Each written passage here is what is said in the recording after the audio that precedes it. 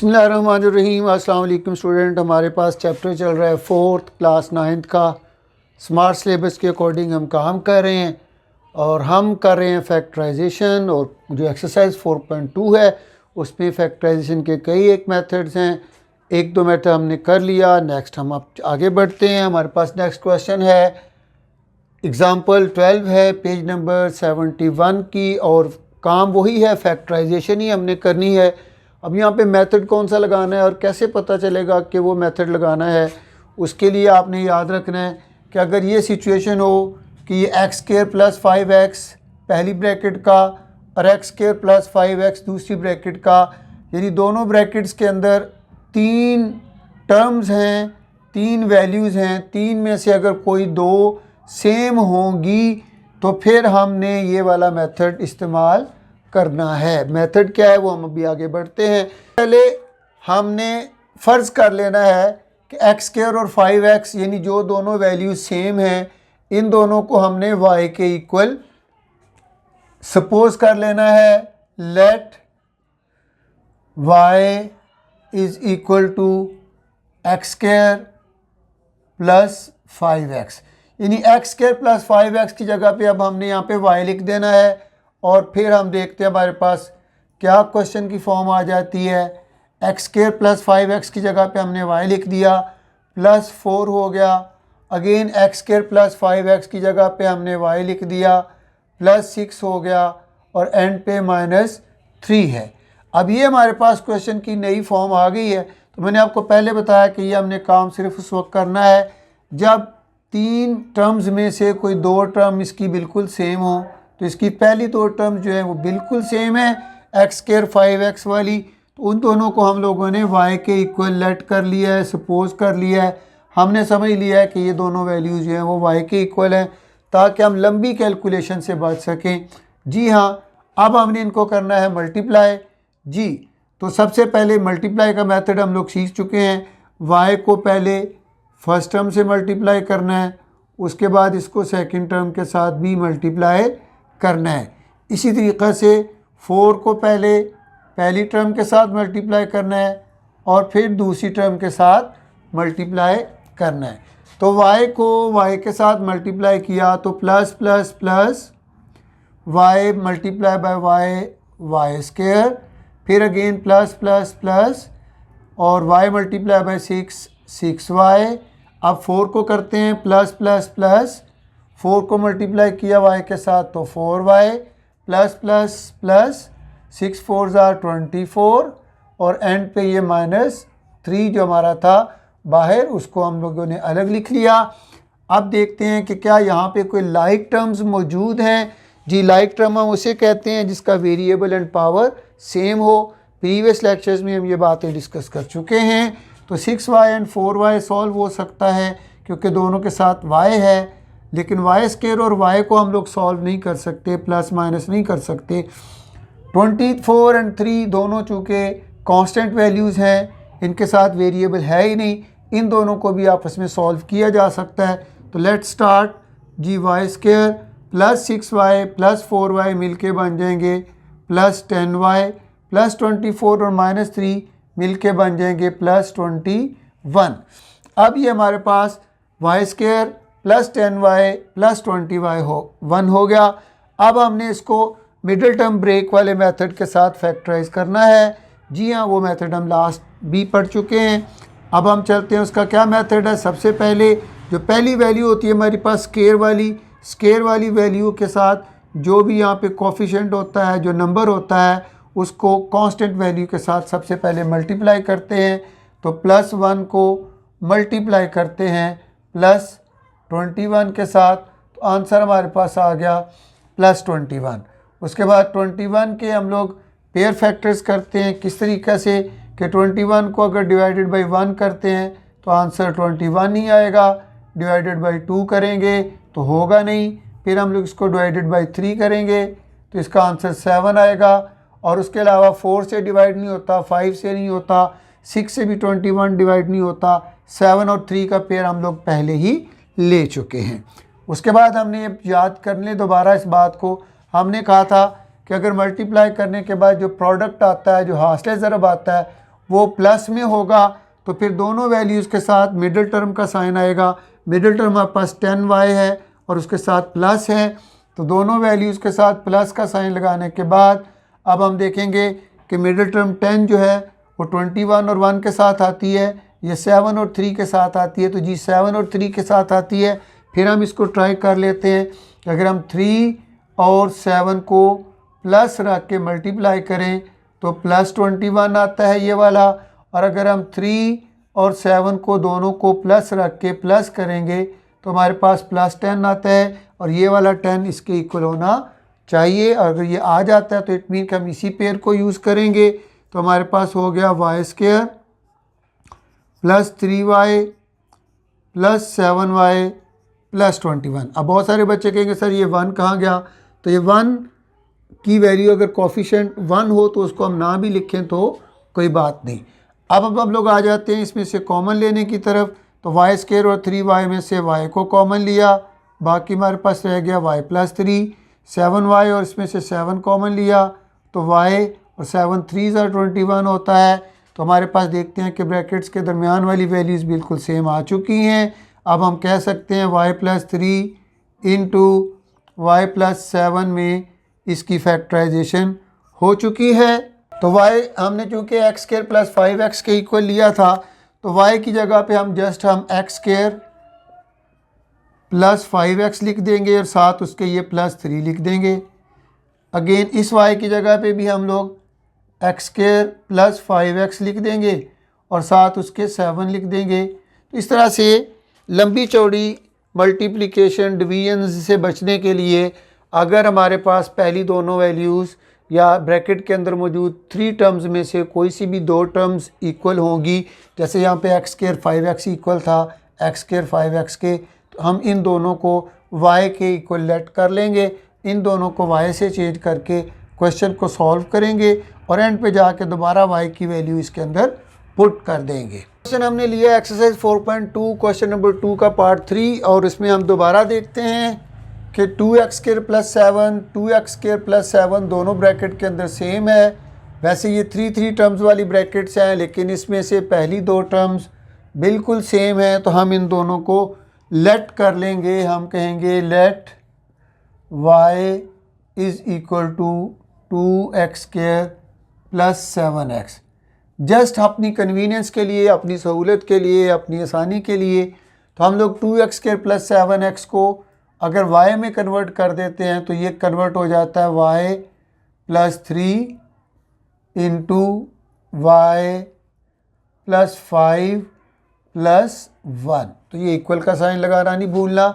उसके बाद हमने इनको मल्टीप्लाई करना है, तो ज़ाहिर है y को हमने दोनों नंबर्स के साथ मल्टीप्लाई करना है और 3 को भी हमने दोनों नंबर्स के साथ ही मल्टीप्लाई करना है। यहाँ पे बहुत सारे स्टूडेंट गलती कर रहे होते हैं कि y को पहले नंबर के साथ 3 को दूसरे नंबर के साथ मल्टीप्लाई करते हैं, तो उनका ये क्वेश्चन गलत हो जाता है। याद रखिएगा कि ब्रैकेट 1 में जो पहला नंबर है उसको ब्रैकेट 2 के दोनों नंबर्स के साथ मल्टीप्लाई करना है और दूसरे नंबर को भी सेकंड ब्रैकेट के दोनों के साथ मल्टीप्लाई करना है। तो y को y के साथ मल्टीप्लाई किया तो y², y को 5 के साथ मल्टीप्लाई किया तो 5y, 3 को y के साथ मल्टीप्लाई किया तो 3y, 3 को 5 के साथ मल्टीप्लाई किया तो 15 प्लस 1। अब हम देखेंगे लाइक टर्म्स वो होती हैं जिनका वेरिएबल और एक्सपोनेंट, वेरिएबल और पावर सेम हो, तो ये दोनों लाइक टर्म्स हैं और ये दोनों लाइक टर्म्स हैं, ये प्लस माइनस हो सकती हैं। सो y² प्लस 8y हो जाएगा इन दोनों का, और 15 प्लस 1 16 हो जाएगा। अब हम इसको दोबारा मिड टर्म ब्रेक की तरफ लेके जाते हैं, तो 16 को 1 के साथ मल्टीप्लाई किया y² के कोफिशिएंट के साथ, तो हमारे पास प्लस 1 को मल्टीप्लाई करेंगे हम लोग, प्लस 1 को मल्टीप्लाई करेंगे प्लस 16 के साथ, तो आंसर हमारे पास आ जाएगा प्लस 16। प्लस 16 को अब हम डिवाइड करेंगे 1 के साथ तो 16 आएगा, डिवाइडेड बाई 2 करेंगे तो 8 आएगा, 3 से ये होगा नहीं, 4 से करेंगे तो 4 4 16 होता है और उसके बाद फिर किसी और नंबर से ये डिवाइड नहीं होता।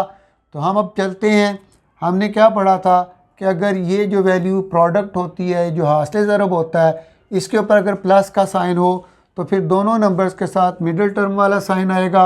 मिडल में 8y के साथ प्लस है तो दोनों वैल्यूज़ के साथ प्लस लगाते जाएंगे हम लोग, और फिर हम देखेंगे कि 8 जो है वो आंसर किसके साथ बनता है, तो वो 4 + 4 के साथ 8 बनता है। इसको अगर हम लोग अब चेक कर लेते हैं एक बार चेक पॉइंट कि 4 दोनों अगर प्लस के हों और इनको मल्टीप्लाई करें तो प्लस का 16 आता है जो कि प्रोडक्ट के इक्वल होना चाहिए, और अगर ये 4 दोनों प्लस के हों और इन दोनों को प्लस करें तो आंसर +8 आता है जो कि मिडिल टर्म के इक्वल होना चाहिए। तो बिल्कुल हम सही जगह पहुंच चुके हैं। तो ये हो जाएगा y² + 4y + 4y + 16। जी हाँ, तो अब हम लोग इसको करते हैं, कॉमन लेते हैं, इसमें से y कॉमन निकलेगा तो ये रह जाएगा y + 4, और यहाँ से 4 कॉमन निकलेगा और फिर रह जाएगा y + 4, और इस तरीके से हमारे पास मिड ब्रैकेट्स के अंदर वाले नंबर सेम आ गए। तो y + 4 इंटू बाहर वालों का भी एक पेयर बनाएंगे y + 4, ये हमारे पास फैक्टराइजेशन हो चुकी है। और बिकॉज y जो था वो 2x² + 7 के इक्वल था, अब y की जगह पे हम लिख देंगे 2x² + 7x। ये जो हमने शुरू में किया था कि 2x² + 7x को y के साथ चेंज किया था, अब y को 2x² + 7x के साथ इसको चेंज कर देंगे। +4 इंटू अगेन इसको लेते हैं 2x² + 7x + 4, और ये हमारा क्वेश्चन जो है वो कंप्लीट हो गया। याद रखिएगा इसको होल स्क्वायर फार्मूला के साथ भी सॉल्व किया जा सकता है, तो उसका मेथड भी हम एक मरतबा इसका देख लेते हैं। तो होल स्क्वायर फार्मूले के साथ यहाँ तक के तमाम स्टेप बिल्कुल सेम होंगे। यहाँ पे हम देखेंगे कि ये जो है ये y का स्क्वायर है और 16 जो है ये 4 का स्क्वायर है। तो ये a की वैल्यू बन गई, ये b की वैल्यू बन गई, a² की वैल्यू, b² की वैल्यू, फर्स्ट टर्म भी आ गई, लास्ट टर्म भी आ गई, और मिडिल टर्म क्या होती है 2 इंटू फर्स्ट टर्म y और लास्ट टर्म 4, और ये प्लस इधर आ जाएगा। अब हम देखते हैं 2 4s are 8y, सेंटर वाला अगर कंप्लीट हो जाए इट मीन कि ये एक कंप्लीट स्क्वायर है किसका, y + 4 होल स्क्वायर, और y + 4 होल स्क्वायर का मतलब यही है y + 4 इंटू y + 4, और दोबारा वही y की value 2x² + 7x + 4 into 2x² + 7x + 4। चूँकि अब ये दोनों वैल्यूज़ हमारे पास सेम है तो ये आंसर भी हो सकता है, और इसको हम यूँ भी लिख सकते हैं कि 2x² + 7x + 4 का होल स्क्वायर। तो दोनों सूरतों में आंसर बिल्कुल सेम आ रहा है। क्वेश्चन नंबर 2 का पार्ट 4, और इसमें भी हम देख रहे हैं कि 3x² और 5x सेम है, 3x² और 5x सेम है, तो हम लेट कर लेंगे 3x² + 5x को इक्वल y के। Let 3x² + 5x is equal to y, तो यानी हम इसको y के साथ रिप्लेस कर देंगे। तो 3x² + 5x की जगह पे y लिखा, बाकी क्या रह गया 3, और यहाँ पर भी हमने 3x² + 5x की जगह पे लिख दिया y, बाकी क्या रह गया 5, और ये पीछे -3 इक्वल का साइन लगाना नहीं भूलना। और दूसरा मल्टीप्लाई मैंने आपसे कहा था कि ये y दूसरी ब्रैकेट के दोनों नंबर्स के साथ मल्टीप्लाई करेगा। ओके जी, इस से 3 भी जो है ये दूसरी ब्रैकेट के दोनों नंबर्स के साथ मल्टीप्लाई करेगा। बहुत सारे स्टूडेंट, दोबारा रिपीट कर रहा हूँ, ये मिस्टेक कर जाते हैं कि वो एक के साथ मल्टीप्लाई कर रहे होते हैं। y के साथ मल्टीप्लाई करेगा, y² y 5 के साथ मल्टीप्लाई करेगा, 5y 3y के साथ मल्टीप्लाई करेगा 3y, और +15 -3।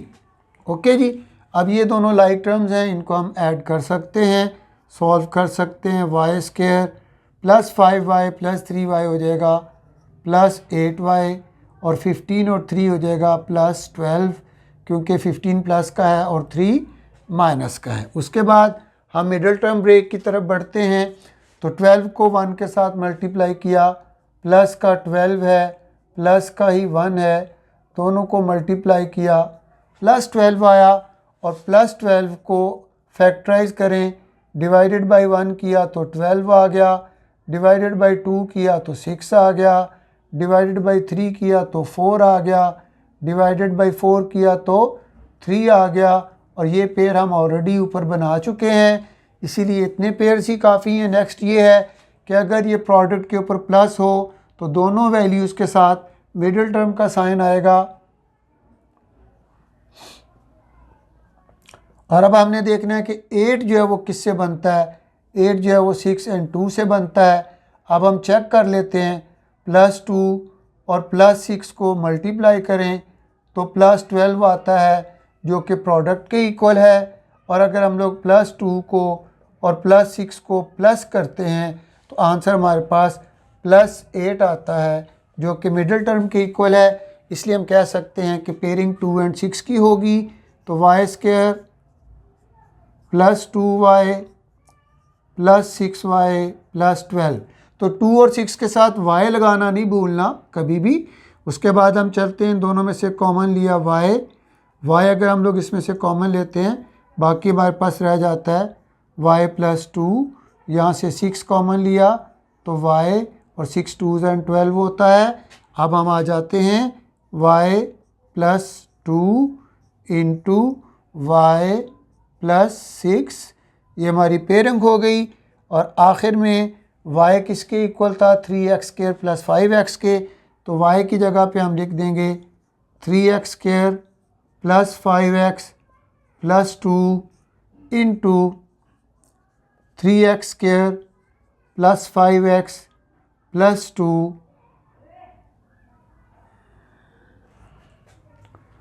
तो y की जगह पे हमने 3x² + 5x दोबारा लौटा दिया, क्योंकि 3x² + 5x को हमने y के इक्वल लिखा था। अब y की जगह पे दोबारा 3x² + 5x लिख के हमने क्वेश्चन को कंप्लीट कर दिया।